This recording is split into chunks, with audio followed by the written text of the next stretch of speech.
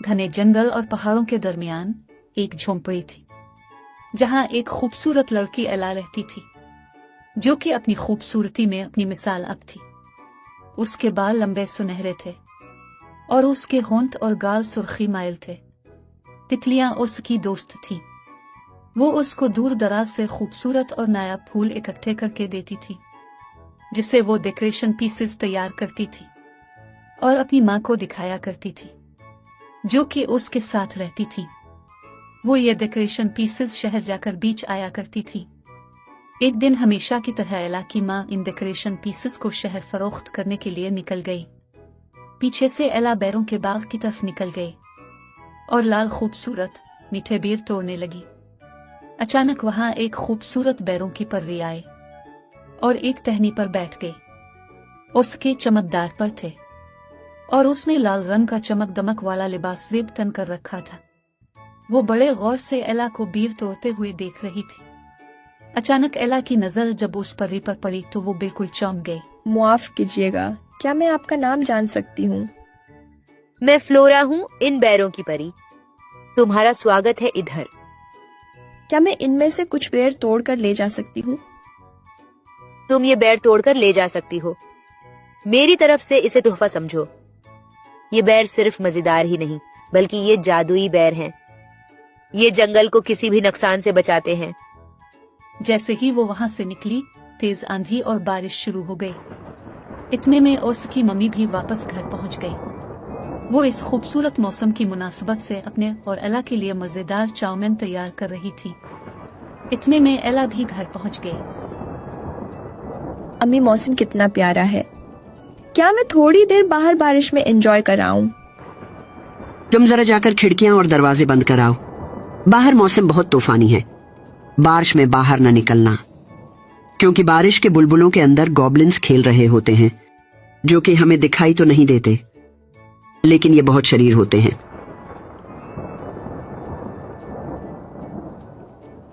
एला छतरी लेकर बाहर गई। दरवाजा बंद करने के बजाय वो वहां बारिश में नहाने लगी। ठंडी हवा चल रही थी। हर तरफ खूबसूरत समा था।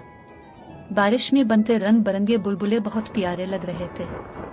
एला इस सबसे खूब लुत्फ अंदोज हो रही थी। इस बात से बेखबर एला को मालूम न था कि अब इन बुलबुलों में गॉबलिन्स भी दिखाई देने लगे थे। गॉबलिन्स नाच रहे थे और गा रहे थे।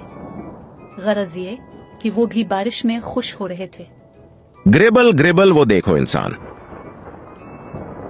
आओ जरा इसको सबक तो सिखाएं। बारिश के वक्त ही तो मौका मिलता है कि हम बुलबुलों की सूरत में आकर लोगों को परेशान करें। शरीर गोबलिन्स अचानक एला के सामने आ गए। वो अजीब अजीब शक्लें बनाकर उसे छेड़ने लगे और डराने लगे, लेकिन चूंकि एला जादुई बैरों की हिफाजत में थी, इसलिए वो उसको छू नहीं पा रहे थे। शांत हो जाओ गॉबलिन्स, और वापस लौट जाओ। तुम चाहकर भी इसका कुछ नहीं बिगाड़ सकते। अचानक वहां बैरों की पर्री नमूदार हुई। उसने अपनी जादुई छड़ी का इस्तेमाल करते हुए गोबलिन्स को शांत किया और उनको वहां से भगा दिया।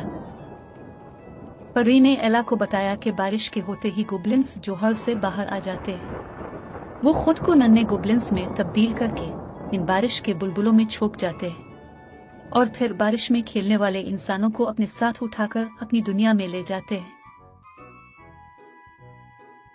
जहां गोबलिन्स के राजा और रानी इन इंसानों को सजा सुनाते हैं, जिसके नतीजे में इनको जवाहरात की तलाश में लगा दिया जाता है।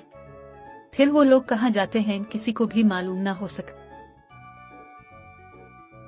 बारिश अब थम चुकी थी। आसमान पर खूबसूरत कौसे कज़ा आवेज़ा थी। एला अपने घर लौट आई।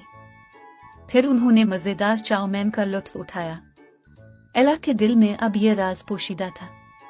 वो अपनी मम्मी को ये सब बताकर परेशान नहीं करना चाहती थी, इसलिए उसने खामोश रहने में ही बेहतरी समझी।